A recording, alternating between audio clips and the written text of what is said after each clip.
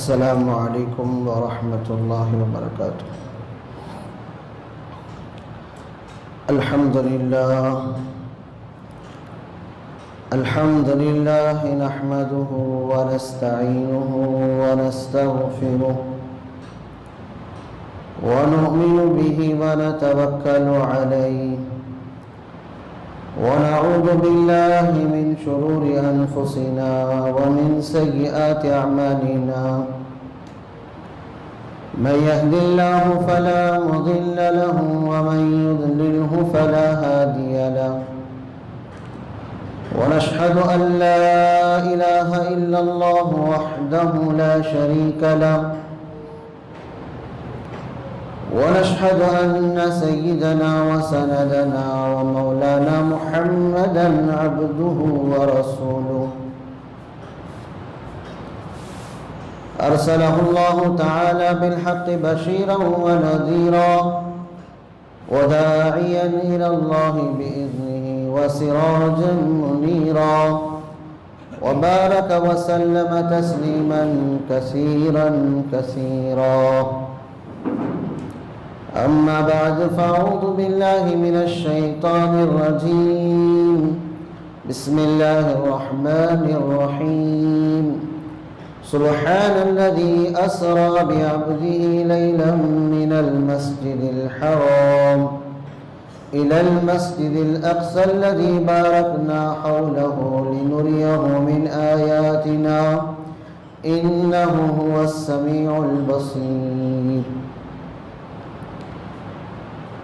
فقد قال الله تعالى في مقام آخر فخلف من بعدهم خلف أضاعوا الصلاة واتبعوا الشهوات فسوف يلقون غيا صدق الله العظيم وصدق رسوله النبي الكريم ونحن على ذلك لمن الشاهدين والشاكرين والحمد لله رب العالمين۔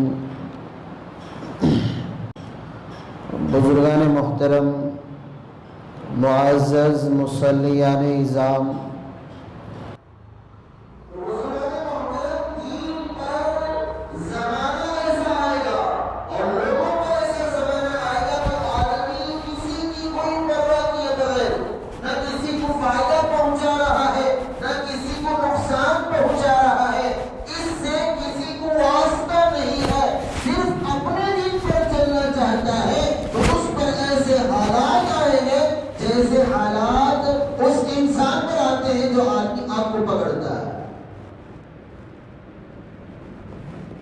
میری بات کو سمجھنے کی کوشش کریں کہ انسان اپنے فائدے کے لیے، کسی کا کوئی فائدہ نہیں، کسی کا کوئی نقصان نہیں، نہ میرے دین پر چلنے سے کسی کو فائدہ پہنچے گا، نہ میرے دین پر نہ چلنے کی وجہ سے کسی کو نقصان ہوگا، اسی طرح میرے دین پر چلنے سے کسی کو فائدہ نہیں ہوگا، میرے دین پر نہ چلنے کی وجہ سے کسی کو نقصان نہیں ہوگا۔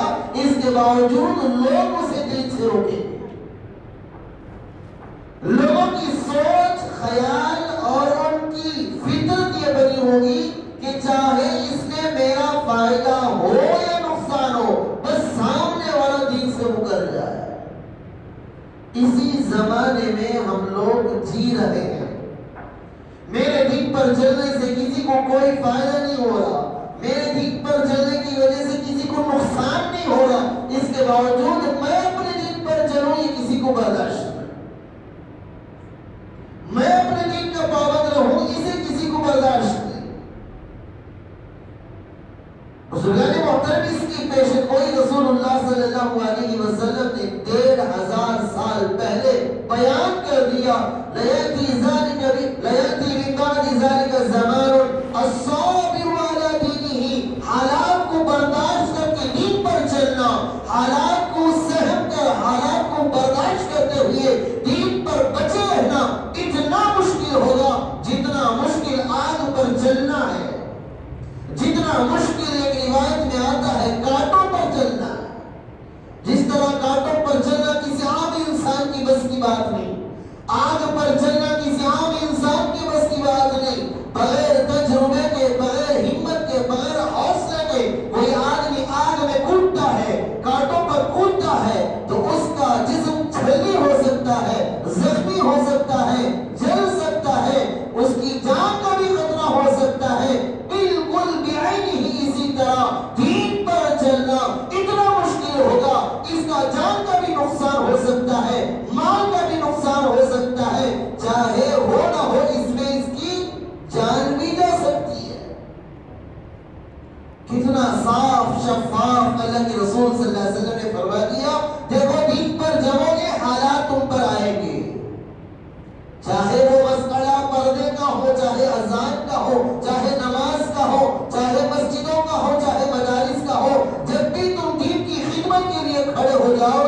کہ دین سے روکنے کے لیے شیاطین کی ٹولی ہمیشہ تمہیں قدم بقدم ملے گی، تمہیں اس سے روکنے کی کوشش کرے گی۔ یصدون عن سبیل اللہ، وہ روکیں گے اللہ کے راستے سے، اللہ کے دین کی خدمت سے، اللہ کے دین کی خدمت، اللہ کے دین کی اشاعت سے۔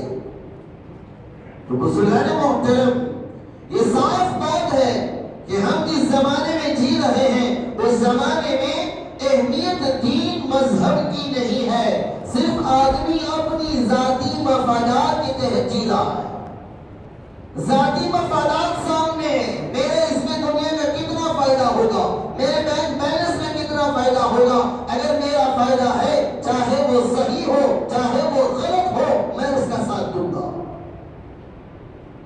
بزرگان محترم، یہاں ڈرنے کی ضرورت ہے، اور جو لوگ دین پر چل رہے ہیں ان لوگوں کو اللہ یہ بھی بتا رہے ہیں کہ دیکھو، ام حسبتم ان تدخلوا الجنة ولما يأتكم مثل الذين خلوا من قبلكم مستهم البأساء والضراء وزلزلوا حتى يقول الرسول والذين آمنوا معه متى نصر الله۔ لوگوں کا تمہارا یہ گمان ہے کہ تم دین پر چل کر آ جاؤ، جنت آسانی سے تمہیں مل جائے۔ ایک آدمی آرام سے نماز پڑھ لے، آرام سے روزہ رکھ لے، پوری سہولت کے ساتھ دین پر چل رہا ہے اور اسے جنت مل جائے گی، ایسا اگر سوچ تمہاری ہے تو قرآن کہتا ہے کہ تمہاری یہ سوچ غلط ہے۔ ام حسبتم ان تدخلوا الجنہ، کیا تمہارا یہ گمان ہے کہ تم جنت میں داخل کر دیے جاؤ گے؟ فری میں بانٹی جانے والی، مفت میں بانٹی جانے والی ٹکٹ سمجھے ہو کہ جنت کے بالا خانے، وہ مینارٹی کے آفس سے آپ کو ایک اپلیکیشن ڈالنے کی بنیاد پر جس طرح مکانات مل رہے ہیں، فلیٹ مل رہا ہے، زمین مل رہی ہے، کیا جنت ایسے مل جائے گی؟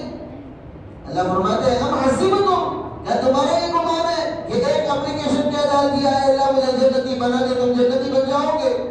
ایک اپلیکیشن کیا کر دیا ہے اللہ میں نے نماز پڑھ کے ایک فارمیلٹی کیا پورا کر دیا، سجدہ کر لیا، رکوع کر لیا، خدا کی 2-3 آیتیں پڑھ لی، داڑھی چھپا چھوڑ دیا، تو کیا اسے جنت مل جائے گی؟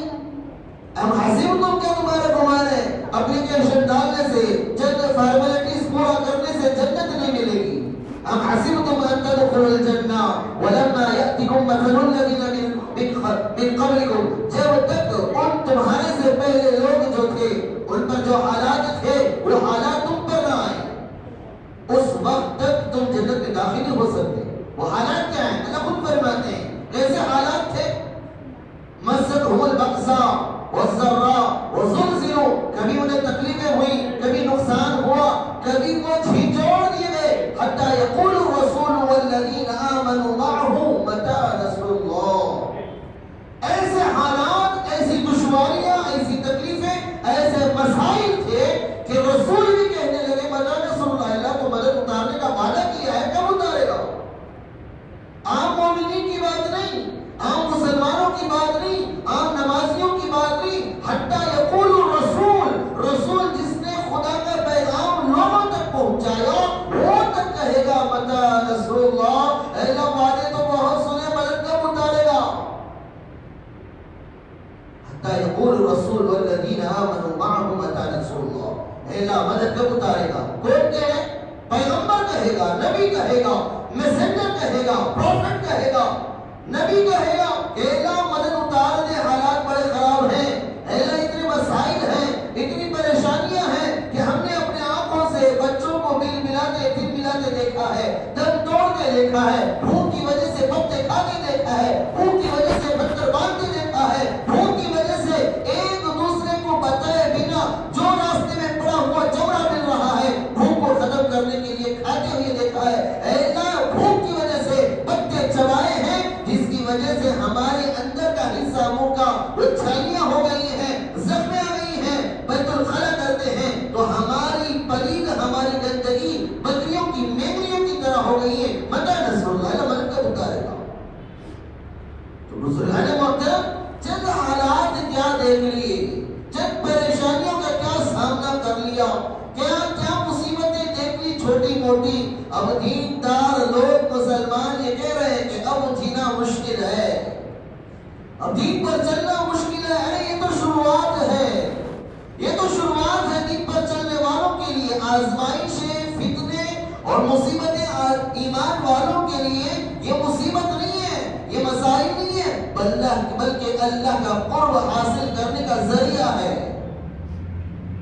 پیغمبروں پر آزمائشیں آئی، حکومتیں ان کے خلاف ہو گئی، قبیلے والے، خاندان والے، رشتہ دار خلاف ہو گئے، اولاد ماں کے خلاف، باپ کے خلاف ہو گئے، باپ اولاد کے خلاف ہو گئی۔ کیا ان واقعات کو اللہ نے صرف قرآن میں وقت گزاری کے لیے، ٹائم پاس کے لیے بیان فرمایا ہے؟ ہاں، دین پر چلو گے تو دشمن بنیں گے، دین پر چلو گے تو باپ کے دشمن بنے گا، دین پر چلو گے تو بچے بھی دشمن بنیں گے، دین پر چلو گے تو قبیلے والے، خاندان والے دشمن بنیں گے، دین پر چلو گے تو شہر والے، حکومت والے دشمن بنیں گے۔ اس کا مطلب یہ نہیں چلو حکومت سے دوستی کرتے ہیں، چلو پڑوسیوں سے دوستی کرتے ہیں، چلو ماں باپ سے رشتہ نبھاتے ہیں، چلو اولاد کے ساتھ رحم کرم کا معاملہ کرتے ہیں، دین کو چھوڑ کر ان کی باتوں میں آ گئے اور دین کو اٹھا کے پھینک دیا، ایسا نہیں ہے۔ حالات تم پر آئیں گے، حالات آتے ہی حالات میں رہ کر دین پر جم کے دکھاؤ، حالات کے تحت اپنے اعمال کو کر کے دکھاؤ، یہی تو خدا چاہتا ہے۔ بزرگان محترم، ہم نے دین کی بڑی ناقدری کی ہے۔ سچے دل سے اپنے سینوں پر ہاتھ رکھو، اپنے دل کے گریبان میں جھانکو، ذرا سوچو کیا ہم نے دین کی ناقدری نہیں کی ہے؟ کیا ہم نے اذانوں کا مذاق نہیں اڑایا؟ اذان ہوتی رہتی ہے، ہماری تجارت چلتی رہتی ہے، اذان ہوتی رہتی ہے، ہمارا کاروبار چلتا رہتا ہے، اذان ہوتی رہتی ہے، ہمارا بزنس چلتا رہتا ہے، اذان ہوتی ہے، ہمارے گپ شپ چلتے رہتے ہیں، اذان ہوتی ہے، ٹیلی ویژن چلتا رہتا ہے۔ ہم نے اذان کا مذاق اڑایا، اللہ نے اذان سے محروم کرنے کے لیے ہمارے سامنے دشمنوں کو کھڑا کیا۔ اذان کا مذاق اڑایا نہیں اڑایا ہم نے؟ مسلمان کے اذان کا مذاق نہیں اڑا رہے۔ مذاق اڑانے کا مطلب یہ نہیں کہ آدمی میناروں پر کیچڑ اٹھا لے، بلکہ اذان ہوتے وقت بھی اپنی دنیا کی مصروفیات باقی رکھے۔ اذان کی بے حرمتی ہے۔ بزرگان محترم، اذان کو جب ہم اذان کے قدردان سمجھے جائیں گے، جب اذان کی آواز سن کر دکانیں کھلی رہیں، کاروبار بند ہو جائے، بات چیت بند ہو جائے، لوگوں سے کہیں اللہ اکبر کی ندا آئی ہے، اب مسجد کی طرف جانے کا وقت ہے، اپنے کاروبار بند کرو، خدا کی قسم تمہاری اذانوں پر کوئی ہاتھ نہیں اٹھائے گا، کوئی آواز نہیں اٹھائے گا۔ اذانوں کی بے حرمتی کر رہے ہو، مسجدوں کی بے حرمتی کر رہے ہو، علماء کی بے حرمتی کر رہے ہو، مدارس کی بے حرمتی کر رہے ہو، قرآن کی بے حرمتی کر رہے ہو، مردوں کی بے حرمتی کر رہے ہو، جس کی بنیاد پر دشمن قوم سمجھ رہی ہے انہیں دین سے کوئی واسطہ نہیں، اگر بند کر دیا جائے تب بھی یہ لوگ جی لیں گے۔ انہیں معلوم ہے کہ 2-3 دن راستے پر ہوا اٹھائیں گے، آواز اٹھائیں گے، اگر یہ اعلان ہو گیا پردہ بیان ہے تو پھر یہ لوگ اپنے کاروبار میں مصروف ہو جائیں گے۔ انہیں معلوم ہے اذانیں بند ہو جائیں گی تو یہ نیند سے اٹھ کر آنے والے نہیں ہیں۔ انہیں معلوم ہے مسجدیں بند ہو جائیں تو پھر انہیں الگ سے دعوت چلانے کی ضرورت نہیں ہے نماز کو آنے کے لیے۔ بزرگان محترم، جتنی بے حرمتی ہم نے کی ہے، اسی کا نتیجہ ہے کہ آج ہمارے ہی پڑوسی، ہمارے ساتھ اٹھنے بیٹھنے والے، ہمارے ساتھ کھاتے پیتے رہنے والے، ہمیں اپنا بھائی سمجھنے والے ہمارے اذانوں پر انگلی اٹھا رہے ہیں، ہماری مسجدوں پر آوازیں اٹھا رہی ہیں، ہمارے پردوں پر آوازیں اٹھا رہے ہیں، ہمارے مدارس پر آوازیں اٹھا رہے ہیں، ہمارے علماء کو پکڑ کے ختم کر رہے ہیں۔ ہمیں کوئی فرق نہیں پڑتا، ہمیں فرق تو اس وقت پڑتا ہے جب ہمارے کاروبار میں نقصان ہو، ہمارے بزنس میں ہمیں لاس ہو، ہماری تجارت میں، ہمارے کاروبار میں جب ہم نقصان اٹھاتے ہیں تب چہرے پر نظر آتا ہے کہ یہ آدمی نقصان کو سمجھ رہا ہے، ورنہ چند دن کے لیے راستے پر آ جانا، خدا کی قسم راستے پر آنے کی وجہ سے تمہارے پردے محفوظ ہے۔ اگر یہ سوچتے ہو تو تمہاری یہ سوچ غلط ہے۔ آپ نے مساجد بچانے کے لیے، مدارس بچانے کے لیے کئی مرتبہ راستوں پر اترے، لیکن تم نہ مسجد نہ بچا سکے، نہ مدارس بچا سکے۔ اب مسئلہ ہے پردہ کا، یوں سمجھ رہے ہو ہم راستے پر اٹھ کر آئے اور چیخ کے کہے پردہ ہمارا حق ہے، یہ پردہ ہمارا رائٹ ہے، لہٰذا ہم اسے لے کر رہیں گے۔ اس طرح 2-3 مرتبہ گلی کوچوں میں چکر لگا کے آ جائیں گے تو پھر ہمارا حق ہمیں مل جائے گا۔ بزرگان محترم، دین محفوظ ہوتا ہے عمل سے، اذانیں محفوظ ہوگی دکانیں بند کر کے مسجد آنے سے، مسجدیں محفوظ ہوگی مسجدوں کو آباد کرنے سے، مدارس محفوظ ہوگی جب اپنے بچے مدرسے میں پڑھیں گے، علماء محفوظ ہوگی جب علماء کی ہم قدر کریں گے۔ بزرگان محترم، پردے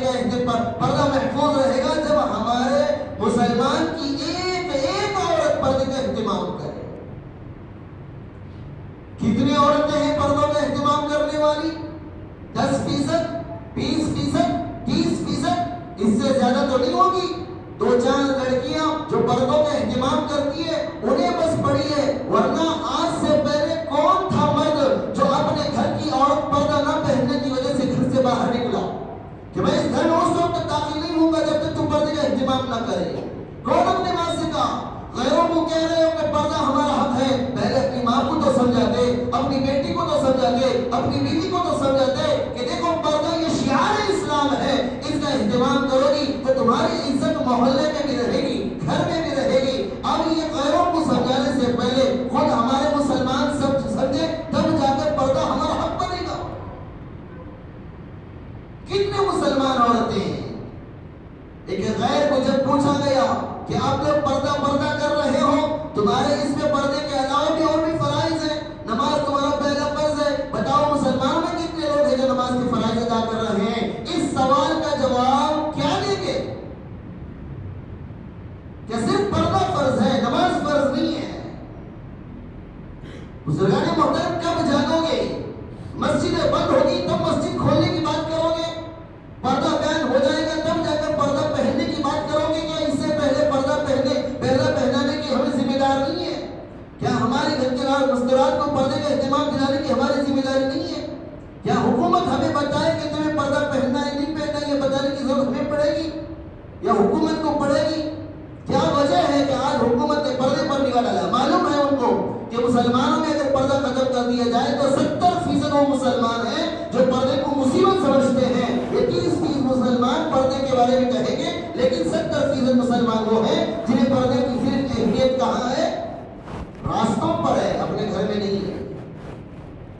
بزرگان محترم, نمازوں کی دھجیاں ہم نے اڑائی, اذانوں کی دھجیاں ہم نے اڑائی, پردے کی دھجیاں ہم نے اڑائی. میں ان نوجوانوں سے بھی پوچھنا چاہتا ہوں جو آج پردہ کہہ رہے ہو, کتنی لڑکیاں سامنے آئی نظر, کتنی مرتبہ چھپائی ہے آپ نے, کتنی مرتبہ اپنے آنکھوں کو نیچے کیا, کتنی مرتبہ آنکھوں کو بند کیا, یہ کہا کہ میرا رب مجھے حکم دیتا ہے کہ جب گندگی سامنے آئے, بے پردگی سامنے آئے, فحش سامنے آئے, ننگا پن سامنے آئے, اپنے آنکھوں کو نیچے کرو. میں نوجوانوں سے پوچھتا ہوں جو آج پردے کے لیے لڑنے مرنے کے لیے تیار ہیں, وہ کتنی مرتبہ اپنی آنکھوں کو بے پردگی کو دیکھ کر آنکھوں کو نیچے کی ہے؟ بلکہ مزہ لے رہے, آنکھوں سے مزہ لیا, کانوں سے مزہ لیا, زبان سے مزہ لیا, چہروں کی خوبصورتی زبان بیان کر رہی ہے, آنکھیں دیکھ کر لذت حاصل کر رہی ہیں. بزرگان محترم, پردہ صرف یہ نہیں کہ صرف کپڑا اوپر ڈال دیا جائے, پردہ یہ ہے کہ آپ کا نیچے ہو. نوجوان کب اپنے آنکھوں کو نیچے کیا؟ جب کوئی حسین چہرہ سامنے سے گزرتا ہے, دل پر ہاتھ رکھ کے کہو, کیا کبھی اللہ کے ڈر کے لیے, اللہ سے ڈر کر, اللہ کے پیغمبر سے ڈر کر تم نے اپنی آنکھوں کو نیچے کیا اور یہ کہا کہ اے دل اے نفس جہنم میں جلنا پڑے گا اگر یہ نامحرم کو دیکھے گا؟ کتنے مرتبہ سمجھایا. آج یہی نوجوان سڑکوں پر اتر کر پردے کی بات کرتا ہے, حالانکہ عیاشی فحاشی ننگا پن دیکھنا اس کی فطرت ہے. اس وقت تک نہیں سوتا جب تک ننگا پن نہیں دیکھ لیتا, اس وقت تک نہیں دیکھتا جب تک رنڈیوں کو نہیں دیکھ لیتا. پھر پردے کی بات ہم کرتے ہیں, اذانوں کی بات کرتے ہیں, اذان نہ ہوئی تو پریشان, مسجد کون آئے گا؟ اذان ہو اتنا کافی ہے, نماز کون پڑھے گا؟ مولوی کو تنخواہ دے دیا, مؤذن کو تنخواہ دے دیا, بس 2-4 بوڑھے نماز پڑھ لیں, ساری امت کے لیے کیا کافی ہے؟ کیا ساری امت کی طرف سے یہ فرض ادا ہو جائے گا نماز کا؟ جب مسجدوں پر تالا لگیں گے تب باہر آئیں گے, بھائی مسجدوں بچاؤ, مسجد ایسا وہی بچے گی, مسجدیں بچے گی. اذان پر مسجد کو آنا سیکھو. نمازیں جو مسجدیں آباد نہیں ہیں, جتنی مسجدیں گرائی جا رہی ہیں, جتنی مسجدوں پر تالا لگ رہا ہے, وہ ساری وہ مسجدیں ہیں جو پہلے سے ویران ہو چکی تھی. وہ تو غیر آبادی میں تھے, وہ مساجد غیر آبادی میں تھے جہاں پر کوئی انسان کا چہل پہل آنا جانا بہت کم تھا. لیکن جہاں انسان رہتے ہیں, کیا وہ مسجدیں آباد ہیں؟ یہ پوچھنے کا سوال ہے. شہر سے باہر ایک جنگل میں ایک پہاڑ پر کوئی مسجد ہے, کوئی مسجد پر تالا لگ جاتا ہے تو مسلمان پریشان ہو جاتا ہے. میں اس مسلمان سے بھی پوچھنا چاہتا ہوں جو بیچ محلے میں ہے لیکن اذان ہوتی ہے, اس مسجد میں نماز پڑھنے والے گنے چنے افراد ہیں, باقی سارے مسلمان کیا ان کی قبرستانیں بن گئی, ان کی قبریں بن گئی, وہ سب جا کر قبرستان میں آرام کر رہے ہیں. مسجدوں پر آوازیں کب اٹھیں گی, راستے پر کب اتریں گے؟ جب تالے لگیں گے. اذان کی بات کب کریں گے؟ جب اذانوں پر پابندی آئے گی.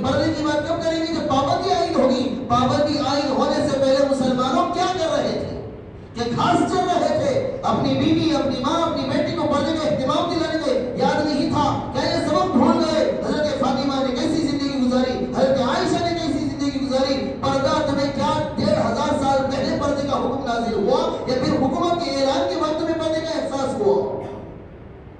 بزرگان محترم، یہ دوسروں سے اعتراض کرنے کا، دوسروں کو سوال کرنے کا نہیں ہے، بلکہ اپنے گریبان میں جھانک کر یہ کہنے کی بات ہے تو پردہ بڑا کہہ رہا ہے، تیری بیوی کتنا چہرہ چھپاتی ہے، تیری بیوی کتنا جسم چھپاتی ہے، تیری بہن کتنا جسم چھپاتی ہے۔ آج ٹک ٹاک پر ناچنے والی، انسٹاگرام پر ناچنے والی زیادہ تر مسلمان ہیں۔ کیا ان کے ماں باپ مسلمان نہیں ہیں؟ کیا وہ مرتد ہو گئے؟ کیا وہ بھی کسی بندر کتے کی پوجا کرنے والے ہیں؟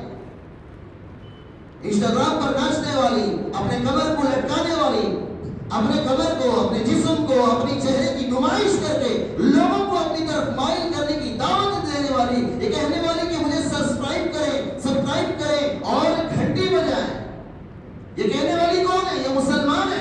یہی مسلمان ہے جو ناچتی ہوئی غیروں نے دیکھا یہاں اپنوں سے زیادہ ان مسلمانوں میں مزہ زیادہ ہے، لہٰذا انہوں نے پردہ اتارنے کی بات کی، لہٰذا ہماری بیٹیاں بے پردہ پھر رہی ہیں۔ انہیں معلوم ہو گیا خزانہ تو یہاں ہے، خزانہ ویرا تو وہاں پڑا ہے، اصل خزانہ تو یہاں ہے، لہٰذا جب خزانے کو دیکھا جائے، کوئی نگران نہ ہو، کوئی نگہبان نہ ہو، اس کی محافظ نہ ہو، پھر حملہ کرنے کے لیے سارے ڈاکو پڑتے ہیں۔ جب ڈاکو حملہ کر دیں، پھر گاؤں والے اعلان کریں فلاں محل میں، فلاں گھر میں ڈکیتی پڑ گئی، تو لوگ ڈاکوؤں سے نہیں کہیں گے، پھر پولیس ڈاکوؤں سے نہیں کہے گی، بلکہ ان گاؤں والے سے کہے گی اب تک کیا گھاس چر رہے تھے، اس کی حفاظت کا انتظام تم نے کیوں نہیں کیا؟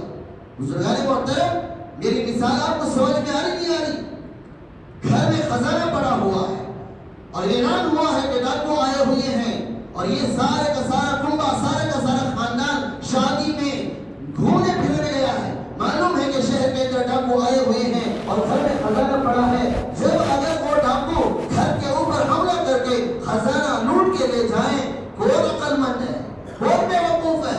بزرگان محترم، عقل مند تو وہ ڈاکو ہیں جنہوں نے وہ موقع کا فائدہ اٹھایا کہ دیکھا کہ سارے خاندان والے کھانے پینے میں موج مستی میں لگے ہیں، اس کا کوئی نگران نہیں ہے، لہٰذا موقع کا فائدہ اٹھاؤ، خزانہ لوٹو۔ اور وہ بے وقوف خاندان جنہیں معلوم تھا شہر میں ڈاکو ہے، گھر میں خزانہ ہے، اس کے باوجود اس کی حفاظت کا انتظام نہیں کیا۔ آج یہی معاملہ ہے، جب تمہیں معلوم ہے بھیڑیا رستوں پر پھر رہے ہیں، اپنی بچیوں کو پردے کا اہتمام بچپن سے کیوں نہیں سکھایا؟ کیا صرف بچیوں پر پردہ لازم ہے؟ بزرگان محترم، پردے کا حکم تو اس زمانے میں نازل ہوا جسے رسول اللہ صلی اللہ علیہ وسلم نے خیر القرون کہا، بہترین زمانہ، بھلائی کا زمانہ، اور حکم ہو رہا ہے امی عائشہ سے، جس کی پاک دامن خود اللہ کہتا ہے عائشہ پاک دامن ہے۔ فاطمہ پر پردے کا حکم ہو رہا ہے، جسے کہا جاتا ہے یہ جنت کی عورتوں کی سردار ہے۔ بزرگان محترم، جب یہ عورتیں عائشہ جیسی پاک دامن، فاطمہ جیسی پاک دامن عورت پردہ کرنے کا جسے حکم دیا جا رہا ہے، اب بتاؤ ہمارے گھر کی مستورات، ہمارے گھر کی عورتیں، ہماری مائیں، ہماری بہنیں، ہمارے رشتہ داروں میں کتنے لوگ ہیں جو فاطمہ کی صفات والے ہیں، عائشہ کی صفات والے ہیں، اس کے باوجود وہ کتنا پردے کا اہتمام کرتے ہیں؟ آپ روک نہیں سکتا بیٹی کو بے پردگی سے، شوہر روک نہیں سکتا بے پردگی سے، بے پردگی بیوی کر رہی ہے، شوہر کے اندر اتنی مجال نہیں کہ اسے روکے، باپ کی اندر اتنی مجال نہیں کہ بیٹی کو کہے کہ بیٹی ذرا پردہ کر لے، لیکن جب حکومت نے اعلان کیا تو اب نوجوان اڑ گئے، اب مرد مجاہد راستے پر آ گیا، اب یہ غیرت جاگ گئی ایمان کی، کیسے یہ حکم نازل ہو گیا؟ بزرگان محترم، ذرا سوچنے کا مقام ہے، یہ موقع انہوں نے نہیں بلکہ ہم نے ان کو دیا، ہم نے سکھایا کہ دیکھو بے پردگی ہمیں پسند ہے، دیکھو ننگا پن ہمیں پسند ہے، ہماری بیٹیاں انسٹاگرام پر ناچتی ہیں، ٹک ٹاک پر ناچتی ہیں، بس یہ یہاں تک محدود ہے، اب کھلے طور پر ہماری بیٹیاں راستوں پر، سڑکوں پر، جہاں جہاں لوگوں کی بھیڑ ہو وہاں ناچنے انہیں موقع ملے، لہٰذا یہ حکم عائد کرو۔ یاد رکھو یہ پہلا مسئلہ نہیں ہے، اس کے بعد آپ کے سامنے مسائل آئیں گے۔ اگر آپ مسجدوں کو یوں ہی ویران چھوڑیں گے، ایک دن تمہاری مسجدوں کو بھی تالا پڑے گا۔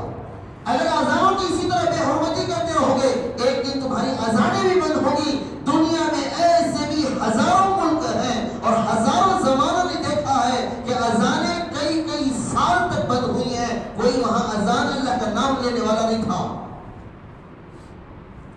بزرگان محترم ابھی جو ڈرامہ چل رہا ہے ارطغرل غازی، کرولوس عثمان، یہ وہ ممالک ہے جہاں پر 60 سال تک اللہ اکبر کہنا جرم تھا.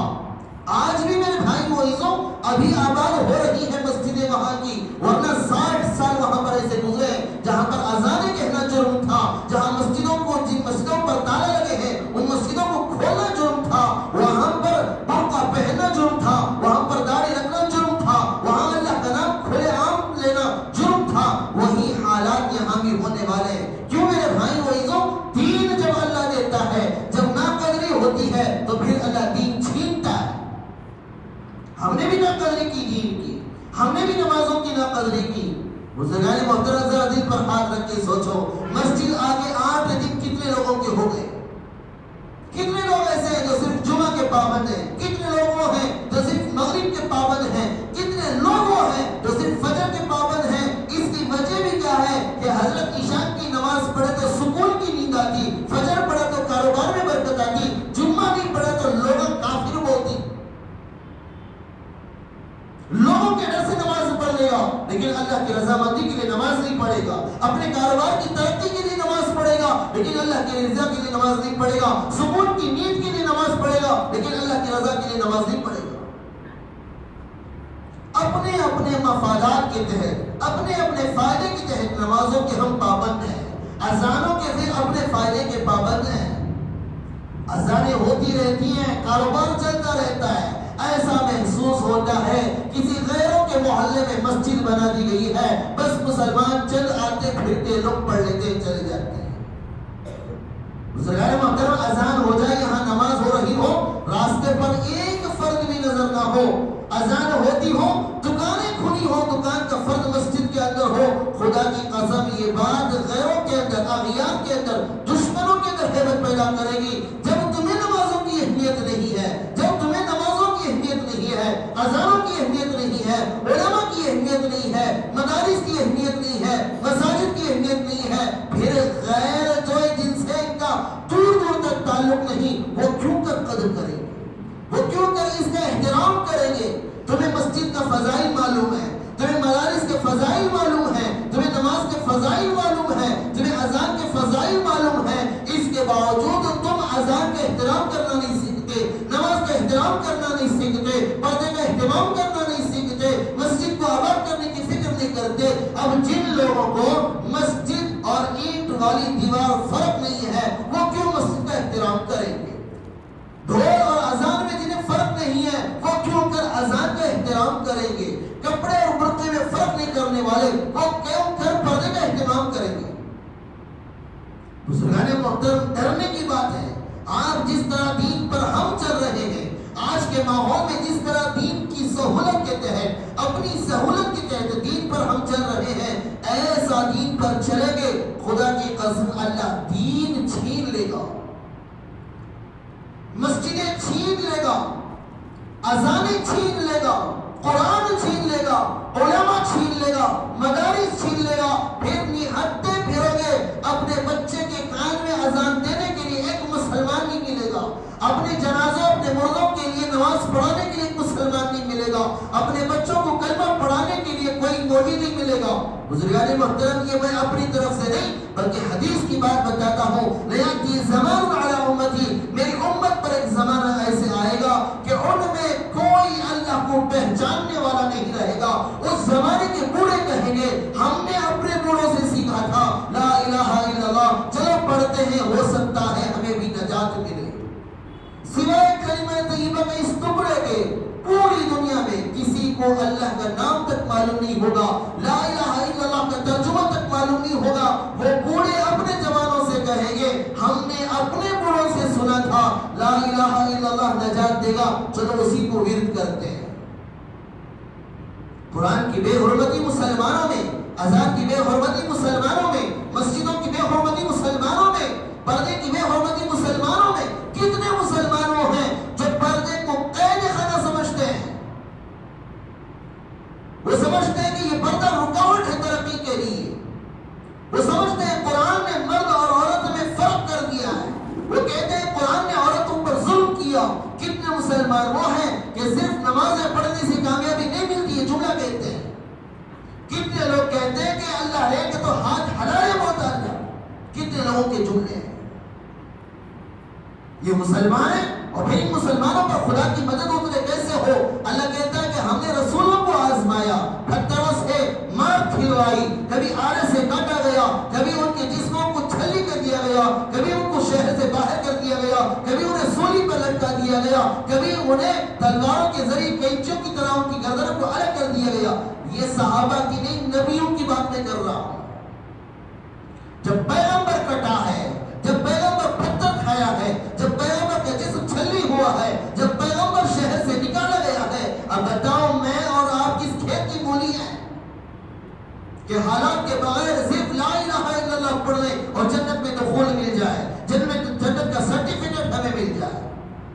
بزرگان محترم، خدا کی قسم کھا کے کہتا ہوں، اللہ نہ کرے جو رویہ آج مسلمانوں کا مسجد کے تعلق سے، نماز کے تعلق سے، اذانوں کے تعلق سے ہے، یہی رویہ چلتا رہا، خدا کی قسم ہماری نسلیں اذانوں سے محروم ہو جائے گی، ہماری نسلیں مسجدوں سے محروم ہو جائے گی، ہماری نسلیں قرآن سے محروم ہو جائے گی، اور پھر ان کی لعنت ہمارے اوپر پڑے گی کہ اللہ ہمارے سے پہلے جو لوگ گئے ہیں انہوں نے دین کی بقا کے لیے عملی طور پر کوئی کارنامہ انجام نہیں دیا جس کی بنیاد پر دین آج ہماری زندگی میں دیکھنے کو نظر نہیں آ رہا. اے اللہ ہماری بربادی کی اصل وجہ وہ لوگ ہیں جو ان پر لعنت برسا.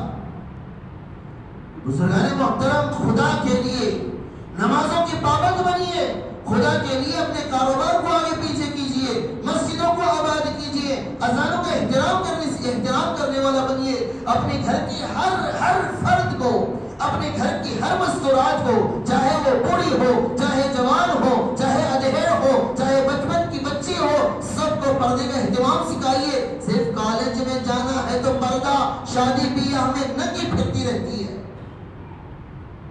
شادی بیاہ میں اپنے جسموں کو دکھاتے پھرتے ہیں. یہ مسلمانوں کا شایع ہے، یہ مسلمانوں کا شیوا ہے. ایک غیر نے، ایک ہندو نے سوال کیا کہ پردے کے علاوہ بھی تمہارے کئی احکامات ہیں، نماز ہے، روزہ ہے، داڑھی ہے، لباس ہے، اس میں بہت سارے حکم ہیں جو قرآن کہتا ہے، لیکن مسلمان ان سب کو چھوڑ کر صرف پردے کے پیچھے کیوں پڑا ہے؟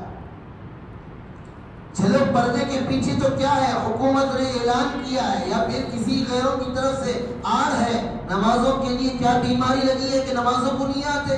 کس نے اعلان کر دیا کہ نماز نہیں پڑھ سکتے؟ نماز کیوں نہیں پڑھتے؟ اب کس پر اعتراض کرو گے؟ کسے جواب دو گے؟ بتاؤ اس مجلس میں کتنے قرآن پڑھنے والے ہیں، کتنی صورتیں آتی ہیں؟ اسلام کے 5 کلمے جو اصل ہیں، بنیاد ہیں، ان میں سے بتاؤ کسے کسے یاد ہے، ان کا مطلب کیا ہے؟ اس پر تو کوئی پابندی نہیں لگی. جس پر پابندی لگی اس پر تو بڑے اڑ رہے ہیں راستوں پر ووٹ چیر رہے ہیں، مائی رائٹ، میرا حق، میرا حق، میرا حق. اب جس پر حق ہے کلمے کا بتاؤ کس کا کلمہ کتنا صحیح ہے، کتنی نمازیں آتی ہیں، کتنی نمازیں پڑھتے ہو، سنتیں کی پابندی کتنے کرتے ہو، داڑھی کتنے لوگوں نے رکھا ہے. بزرگان محترم، جہاں آواز چلتی ہے وہاں آواز اٹھانا الگ ہے. ذرا گریبان میں جھانک کر پوچھے. اسی لیے اللہ کے رسول صلی اللہ علیہ وسلم نے فرمایا استفتح بقلبک، اپنے دل سے فتویٰ مانگ کے دیکھ تو کتنا مسلمان ہے. تیرا دل خود بتا دے گا کہ تو کتنا کھرا کتنا کھوٹا ہے. بزرگان محترم، دین اتنی آسانی سے نہیں آیا. ان الذين قالوا ربنا الله ثم استقاموا، صرف اللہ کہنے سے رب تمہارا رب نہیں ہو جائے گا. ثم استقاموا، پھر رب کے نام پر جمنا پڑے گا، اعمال صالحہ کرنا پڑے گا. حالات ہوں گے، دین آسانی پر چلنے کا نام نہیں ہے، مشکلات میں بھی چلے دین پر، اسی کو دین کہتے ہیں. حضرت ابو ذر رضی اللہ عنہ قبیلہ غفار کے تھے. انہیں معلوم ہوا مدینے میں ایک آدمی آیا ہے، مکے میں ایک آدمی آیا ہے جس نے نبی ہونے کا اعلان کیا ہے. اپنے بھائی کو بھیجا، کہا کہ جاؤ جا کر معلوم کرو جو یہ نبی کہتا ہے حقیقت میں کیسا ہے. ان کے بھائی آئے، چند دن رہے، نبی کے حالات کو جا کر حضرت ابو ذر رضی اللہ عنہ کو بتایا کہ نبی ایسے ایسے ہیں. حضرت ابو ذر کہتے ہیں میرے بھائی کے بتانے سے مجھے اطمینان نہیں ہوا، میں خود مکی کا سفر کیا، مکے میں ٹھہرا، حضرت علی کے گھر میں 3 دن ٹھہرا. 3 دن کے بعد اللہ کے رسول صلی اللہ علیہ وسلم سے میری ملاقات ہوئی. اللہ کے رسول نے تعلیم دی نماز کا، سچائی کا، صدق کا، جھوٹ کو چھوڑنے کا،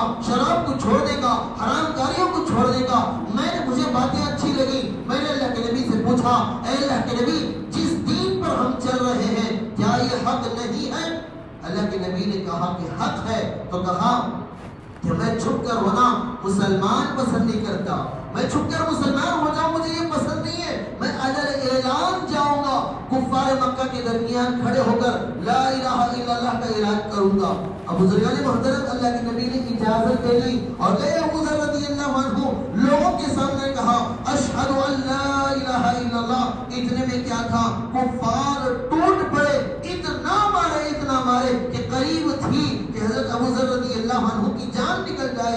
حضرت عباس رضی اللہ عنہ بھاگے ہوئے آئے, لوگوں سے کہا لوگوں یہ ابو ذر ہے قبیلہ غفار کا ہے, یہاں سے جب تم سفر کرتے ہو روم کا راستے میں قبیلہ پڑتا ہے, اگر تم ان سے دشمنی کر لو گے تو تمہارا راستہ بند ہو جائے گا, لہذا اسے چھوڑ دو. لوگوں نے اپنی تجارت کے غرض کے خاطر ابو ذر کو چھوڑ دیا.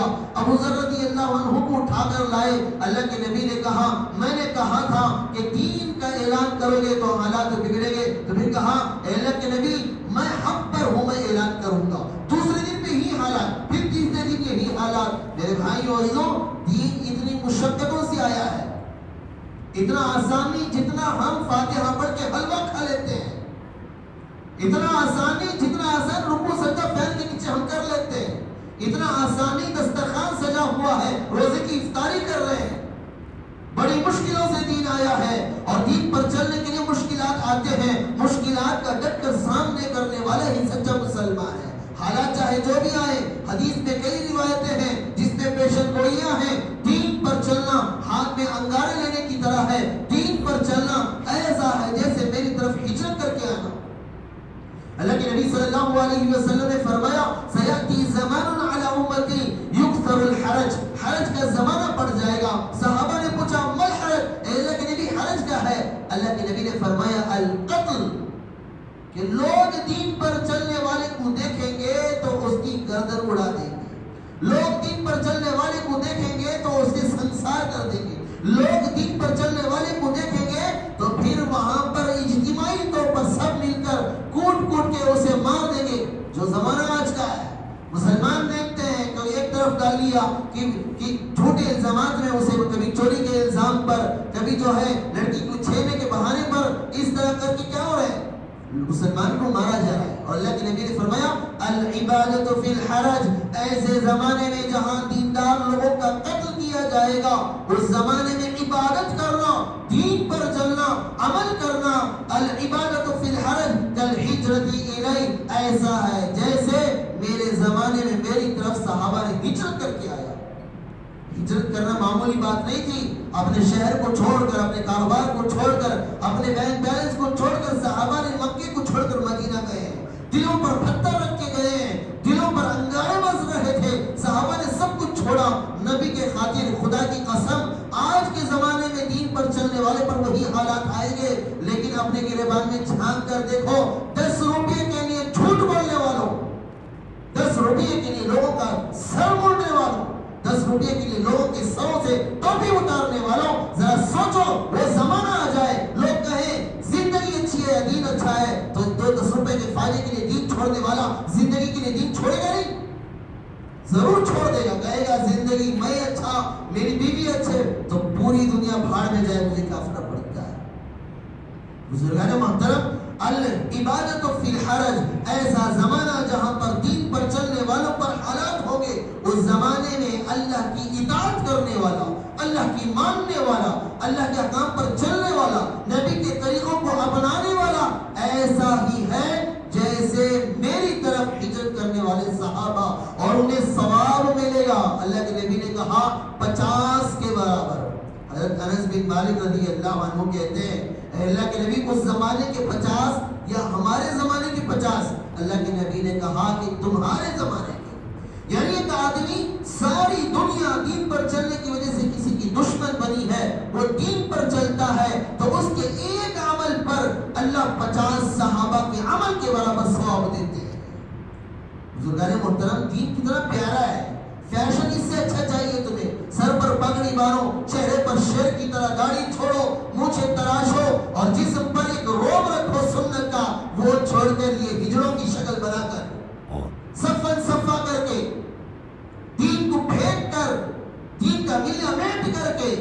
اپنی من چاہی زندگی جو ہجروں کی زندگی ہے، جو ناکاروں کی زندگی ہے، جو بے بنیاد جن کا کوئی مقصد نہیں ایسے لوگوں کی زندگی ہے ہم جی رہے ہیں. چلو سوچتے ہیں، چلو مانتے ہیں کہ حضرت اس فیشن پر چلنے والا سلمان خان ہے. بتاؤ اس کی طرف سے کتنا ہدیہ آتا ہے تمہارے گھر، کتنا پیسہ آتا ہے تمہارے گھر سلمان خان کی طرف سے، شاہ رخ خان کی طرف سے کتنا پیسے آنے والے ہیں. اس کے فلمیں دیکھیں گے تو کتنا پروفٹ ملا. نمازیں چھوڑ کر ان کی فلموں کے لیے خدا کو بھول گئے. جس نے کھلایا، جس نے پلایا، جس نے آسمان سے پانی برسایا، تمہارے لیے سورج اگایا، تمہارے لیے چاند بنایا، تمہارے لیے ستارے بنائے، تمہارے لیے ہواؤں کو چلایا. خدا اگر ذمہ پر آ جائے، ہوا روک لے، ساری انسانیت 3 سیکنڈ میں ختم ہو جائے. میرے بھائیوں، خدا کی قسم سب سے بہترین فیشن جس پر عمل کیا جائے وہ رسول اللہ صلی اللہ علیہ وسلم کی زندگی ہے. یاد رکھو، ہر فیشن کا ایک وقت ہے.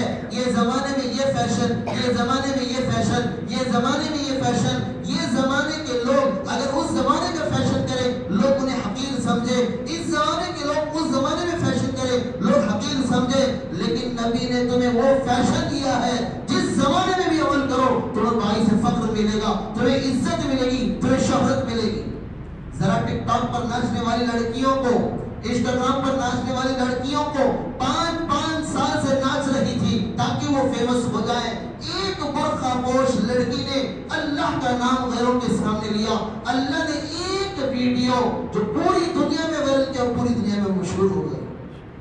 ذرا بچو، ذرا ان لوگوں عورتوں سے، ان لڑکیوں سے پوچھو شہرت پانے کے لیے 5 سال سے کیا کیا جسم دکھا رہی ہے. ٹک ٹاک پر کیا کیا انہوں نے دکھایا، کیا کیا ڈھنگ نہیں بنے. کبھی کتے بن گئے، کبھی بلی بن گئے، کبھی خنزیر بھی بن گئے. اپنے چہروں کو ٹک ٹاک پر، انسٹاگرام پر الگ الگ شکل بنا کر دکھاتی ہیں. پتہ نہیں کیا کیا دکھاتی ہیں. صرف ان کا مقصد شہرت پانا ہے. ارے شہرت تو ابلیس کو بھی ہے، شہرت تو فرعون کو بھی ہے، شہرت تو چور کو بھی مل جاتی ہے، شہرت تو قاتل کو بھی مل جاتی ہے.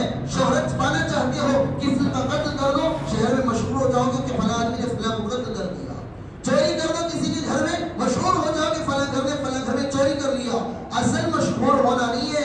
مشہور تو مرتد بھی ہو سکتا ہے، مردود بھی ہو سکتا ہے.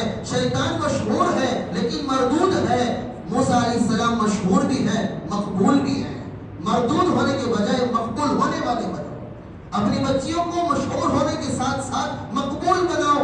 ہم نے اپنی بچیوں کو مشہور بنایا مگر مردودیت کے ساتھ. جس طرح شیطان مشہور ہے لیکن اس پر لعنت ہے، اسی طرح ہم اپنی بچیوں کو انسٹاگرام پر، ٹک ٹاک پر نچا کر مشہور تو کر رہے ہیں لیکن جس طرح شیطان مشہور ہوا لعنت کے ساتھ، اس طرح ہماری بچیاں مشہور ہو رہی ہیں.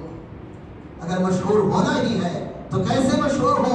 فرعون کی بیوی آسیہ، ربی نجنی من القوم الظالمین، ربی نجنی من فرعون وعملی، اے اللہ مجھے بچا لے فرعون اور اس کے عمل سے اور مجھے نجات دے دے. فرعون کی بیوی آسیہ اللہ نے مشہور کیا ہی ساتھ میں مقبول بھی بنا دیا. ساری دنیا کو بتا دیا کہ جنت میں رسول اللہ صلی اللہ علیہ وسلم کی بیوی بنے گی. فرعون کی بیوی ہے لیکن کہا گیا کہ آسیہ کا نام لو تو رضی اللہ عنہا کہو. بزرگان محترم، مشہور ہونا اصل نہیں ہے، مقبول ہونا اصل ہے. مقبول بننا چاہتے ہو.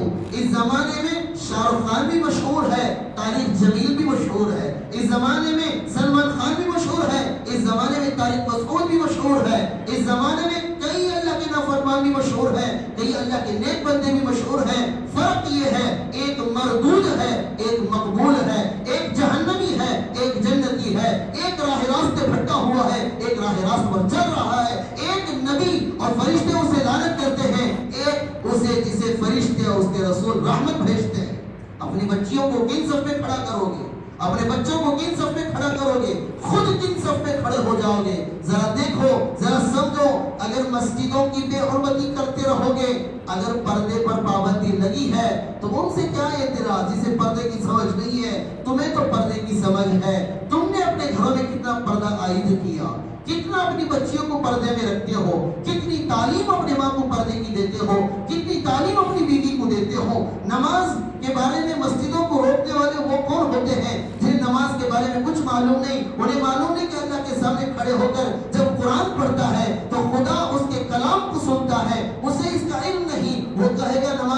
جاؤ لیکن تم تو جانتے ہو نماز میں کھڑا ہو جاؤں گا، رب کے سامنے کھڑا ہوتا ہوں، تم کتنی نماز کے پابند ہو؟ بزرگان محترم، یہ سارے حالات ہماری ناقدری کی وجہ سے ہے۔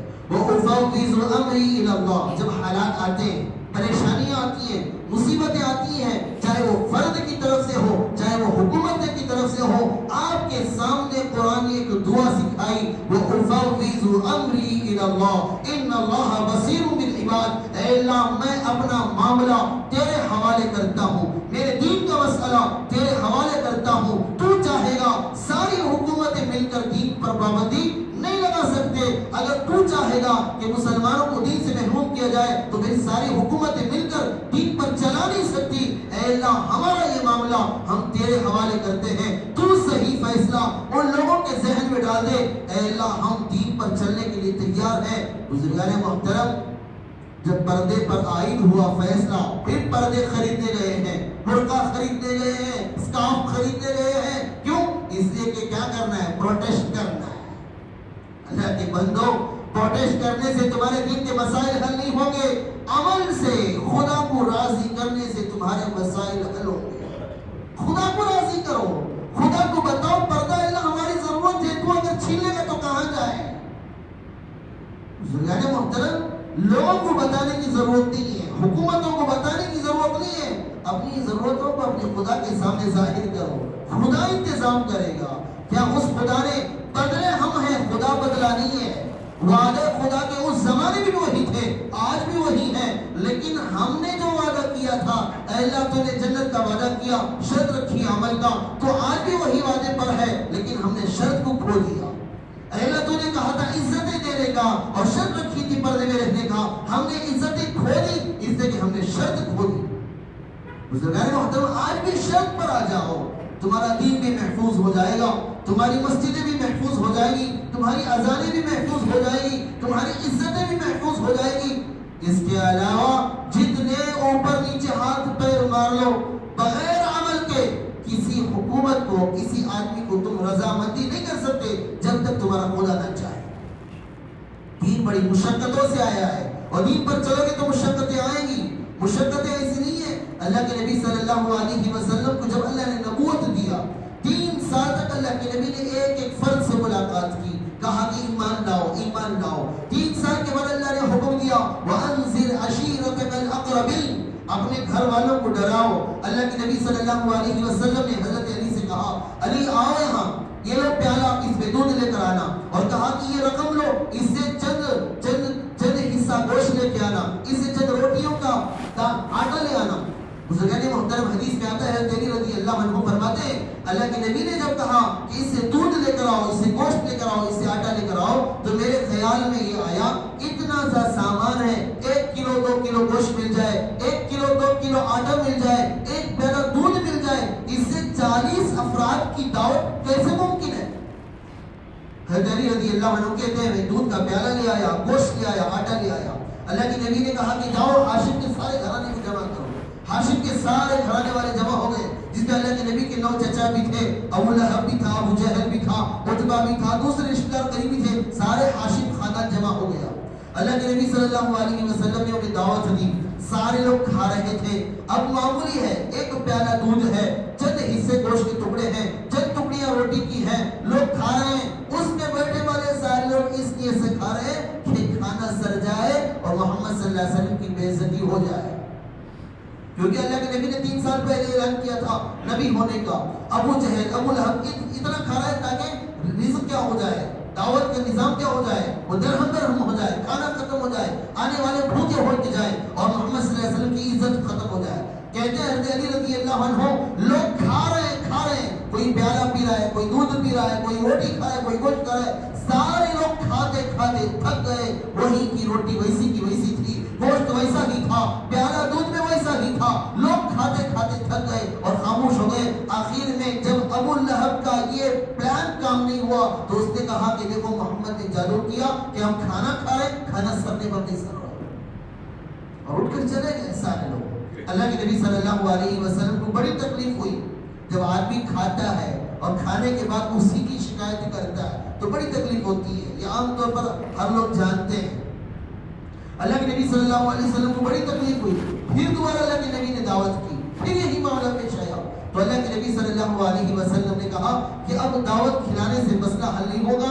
فوراً گئے پہاڑی پر، اس پہاڑی پر کھڑے ہو کر سارے قریش کو جمع کیا اور پھر اعلان کیا کہ میں نبی ہوں، میری بات مانو. مجھے کیسے باتیں ہوں؟ ساری عجیب باتیں ہیں. پھر لوگوں نے کہا، اللہ کے نبی نے کہا میں اگر کہوں کہ اس پہاڑ کے پیچھے ایک قافلہ رکا ہوا ہے جو تم پر حملہ کرنے والا ہے، تم مانو گے نہیں مانو گے؟ لوگوں نے کہا کہ کیوں نہیں مانیں گے، آپ سچے ہیں، امین ہیں، ضرور مانیں گے. بزرگان محترم، اس زمانے میں سب سے بڑا جو حادثہ ہوتا تھا وہ بڑا حادثہ یہ کہ اچانک کوئی حملہ کر دے، اچانک کوئی قافلہ کسی گاؤں پر حملہ کر دی، سب سے بڑا حادثہ. اس سے بڑا حادثہ اس زمانے میں کوئی نصرت آئی نہیں. تو اللہ کے نبی نے سب سے بڑے حادثے کے بارے میں کہا کہ میں اگر کہوں کہ اتنا بڑا حادثہ پیش آ رہا ہے تو مان لو گے؟ تو لوگوں نے کہا کہ کیوں نہیں مانیں گے، آپ تو صادق امین بات مانیں گے. اللہ کے نبی نے کہا کہ میں نبی ہوں، میں خدا وحدہ لا شریک لہ کی طرف سے آیا ہوں، یہ سارے بت بیکار ہیں. تو لوگ چہرہ پھیر کر چلے گئے اور خود ان کا چچا کہا تبا لک یا محمد، اے محمد تیری بربادی ہو، نعوذ باللہ من ذلک. اللہ کے نبی صلی اللہ علیہ وسلم کہتے ہیں کہ اس وقت مجھے اتنی تکلیف ہوئی، اگر خدا دلاسا نہ دیتا تبت یدا ابی لہب وتب والی آیت اٹھا کر، تو میں اس حادثے کی وجہ سے، اس غم کی وجہ سے میرے دل کے ٹکڑے ٹکڑے ہو جاتے. میرے بھائی وہ مشقتوں کے بعد دین ساتھ آیا ہے. کیا تمہیں بلال کے مار یاد نہیں ہے؟ بلال مار کھاتے کھاتے عہد کا ہٹا یاد نہیں ہے؟ کیا سمیہ نے برچہ سہا تھا تمہیں یاد نہیں ہے؟ کیا صہیب نے، کیا مصعب نے زخموں کو جھیلا نہیں تھا، یہ یاد نہیں ہے؟ کیا صرف جھیلنا، تکلیف برداشت کرنا بلال پر ختم ہو گیا، صہیب پر ختم ہو گیا، ابو ذر پر ختم ہو گیا، محمد صلی اللہ علیہ وسلم پر ختم ہو گیا، ابو سلمہ پر ختم ہو گیا، عمارہ پر ختم ہو گیا، سمیہ پر ختم ہو گیا، اب صرف فین کے نیچے بیٹھ کر دین پر چل کر جنت میں جائیں گے؟ ایسا اگر سوچتے ہیں تو یاد رکھو وہ حالات آئیں گے جن حالات پر صحابہ گزرے ہیں، ان حالات پر بھی ایمان پر جمنے چلنے کی استقامت کے حوصلے اپنے اندر رکھو. اگر مار پڑے تو مار بھی کھائیں گے، اگر جانے جائیں تو جانے بھی جائیں گے، اگر گردن کٹانی پڑے تو گردن بھی کٹائیں گے، لیکن دین کو نہیں چھوڑیں گے. معمولی خواہش کے لیے نبی کے گلے پر چھری رکھنے والے آج دنیا میں موجود ہیں. نبی کی سنتوں کا جنازہ نکال دیا. میرے بھائی کو غیروں سے کیا اعتراض کریں، اغیار سے کیا اعتراض کریں، مشرکوں کفار سے کیا اعتراض کریں؟ ہم خود دین کے پابند نہیں ہیں، ہمیں خود دین پسند نہیں ہے. خدا کی قسم میرا دل رو رہا ہے اس وقت میں کہتے ہوئے کہ لوگوں ایک زمانہ آئے گا اگر تم اذانیں سن کر مسجد آنے والے نہیں بنے، تمہاری مسجدوں پر تالا پڑیں گے. اذانیں سن کر اپنے کاروبار میں مصروف رہو گے. خدا کی قسم یہ اذان کی بے حرمتی ہے، اللہ اذان سے تمہیں محروم کر دے گا. اپنے بچوں کو قرآن سکھانے کے لیے بوجھ سمجھتے ہو، لاکھوں روپئے ڈال کر اسکولوں کی پڑھائی، ڈاگ کیٹ ایلیفینٹ پڑھانے کے لیے ڈالتے ہو، قرآن و حدیث پڑھانے کے لیے 100 روپے خرچ کرنے کے لیے کہا جاتا ہے تو تمہارے دل سے آہ نکلتی ہے. لوگ کہتے ہیں کہ مولانا 100 روپے فیس کی. تمہارے اندر قرآن کی حرمت ہے، قرآن کی یہ عزت ہے. ایک ایم ایل اے کیا آ گیا، پورے محلے میں ڈنکا بجا دیتے ہو، پورے محلے میں کہا جاتا ہے کہ ہمارے گھر میں ایم ایل اے صاحب آئے تھے، ہمارے گھر میں سی ایم صاحب آئے تھے، ہمارے گھر میں کونسلر آئے تھے. اب تو پی بنا کو گیا تبھی لوگ بولتے ہمارے گھر میں ایم ایل اے کا پی بنایا تھا جی. ارے اللہ کے بندے، اپنے محلے کی امام کی تمہارے اندر عزت نہیں ہے، اپنے محلے میں رہنے والے اماموں کی عزت تمہارے اندر نہیں ہے.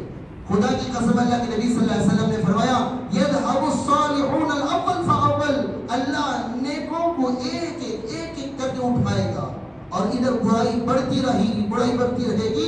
جب نیک لوگ ختم ہو جائے گی، برائی زیادہ ہو جائے گی، اللہ عذاب اتارے گا. کیسا عذاب؟ اللہ کے رسول صلی اللہ علیہ وسلم نے فرمایا کہیں آسمان سے پتھرے برسیں گے، کہیں سے زمین سے آگ اگلے گی، لوگ ہلاک ہوں گے، زال اور مزل کا معاملہ ہوگا، خود بھی گمراہ ہوں گے، دوسروں کو بھی گمراہ کریں گے. میرے بھائیوں، خدا کے لیے خدا را اپنی مسجدوں کو ویران نہ کرو، اپنی مسجدوں کو ویران نہ کرو. کیا ہو جائے گا 10-20 روپے کم کما لیں، 10-20 روپے کم کما لیں، کیا ہو جائے گا؟ 1-2 رکعت کے لیے تمہارے پاس وقت نہیں ہے، راستوں پر گزرتے ہیں، اذانیں ہوتی ہیں تو خدا کی قسم ایسا ڈر ہوتا ہے کہیں خدا کا عذاب نہ اتر جائے. مسلمان ہیں، محلے مسلمانوں کے محلے میں مسجد ہے، لیکن مسلمانوں کی مسجدیں صرف جمعہ کو بھرتی ہیں۔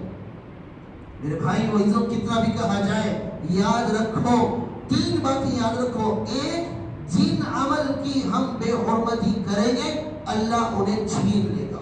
اذان کی بے حرمتی کرو گے اللہ اذان چھین لے گا۔ یہ میں نئی بات نہیں بول رہا، 2021-2022 کی بات نہیں، بلکہ اگر بخارا، سمرقند، تاجخند، تاجکستان کے واقعات پڑھو گے، ان کی تاریخ پڑھو گے تو تمہیں معلوم ہوگا یہاں وہ لوگ جنہوں نے بخاری لکھا، جنہوں نے مسلم لکھا، جنہوں نے ترمذی لکھا، جنہوں نے بڑی بڑی حدیث کی کتابیں جمع کی، وہاں پر اس ملک میں ایسے حالات آئے وہاں پر لوگ اللہ بولنے کے لیے چھپنے کے راستے ڈھونڈتے تھے، اللہ اکبر کہنے کے لیے راستے چھپنے کی بند دیواروں میں جا کر اللہ کا کلام پڑھتے تھے۔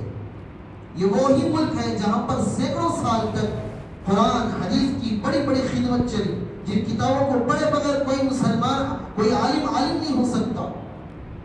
بزرگان محترم، لہذا ہمیں چاہیے کہ ہم دین کے ہر عمل کی عزت کرنے والے بنے، احترام کرنے والے بنے۔ اذانوں کی آپ ہی احترام کریں گے، غیر بھی احترام کرے گا۔ اذانوں کی نمازوں کا احترام آپ کریں گے، غیر بھی احترام کرے گا۔ پردے کا احترام آپ کریں گے، لوگ بھی احترام کریں گے۔ ہم خود انہیں پامال کر رہے ہیں، ہم خود انہیں ضائع کر رہے ہیں، غیروں سے کیا مطالبہ کریں انہیں احترام کا؟ وہ تو ناسمجھ ہیں، اللہ کے نبی نے انہیں تو ناسمجھ کہا، وہ معذور ہیں۔ جس طرح اندھا، جس طرح گونگا، جس طرح بہرا ہوتا ہے، اس کے کان پر پردے پڑے ہیں، زبان پر گویائی نہیں ہے، آنکھ کو نظر نہیں آتا، وہ آدمی کسی چیز کی تعریف کیا کرے گا؟ مسلمانوں تم تو اندھے نہیں ہو، مسلمانوں تم تو بہرے نہیں ہو، مسلمانوں تم تو گونگے نہیں ہو، تمہیں کیا ہوا خدا کی تعریف نہیں کرتے؟ تمہیں کیا خدا ہوا قرآن کیوں نہیں کھولتے؟ تمہیں کیا ہوا قرآن اللہ کے احکامات پر نہیں چلتے؟ لہذا میرے بھائی و عزیزوں، جتنے آیتیں ہیں قرآن میں، یا ایھا الذین آمنوا کثرت سے، یا ایھا الذین کفروا صرف ایک بار آیا ہے پورے قرآن۔ تو لہذا مطالبہ مسلمانوں سے ہے، غیروں سے نہیں، اغیار سے نہیں ہے۔ لہذا ہم دین پر جمیں، دین پر استقامت پر رہیں، دین کے مطابق زندگی گزارنے کی کوشش کریں۔ ارادہ کر لیں کہ مسجد میں اذان ہوگی، ہم گھروں میں لڑکیوں کی طرح بیٹھی نہیں رہے، مرد ہے، ہٹا کٹا ہے۔ میرے بھائی و عزیزوں، ہماری موٹی زبان میں بولتی کترے تو پورا گھوں کھاتا، ایسی جسامت والی، صرف گھر میں بیٹھ کر ٹائم پاس کر رہے ہوتے ہیں، مسجد کو آنے کی توفیق نہیں ہوتی۔ ان بھاری بھرکم جسموں کو لے کر جہنم میں ہی جانا ہے، یاد رکھیں۔ اللہ تعالیٰ سے دعا ہے اللہ تعالیٰ ہم سب کو صحیح معنوں میں قرآن و حدیث کے احترام کرنے کی توفیق عطا فرمائے، نمازوں کا اہتمام کرنے کی توفیق عطا فرمائے۔ وآخر دعوانا الحمدللہ۔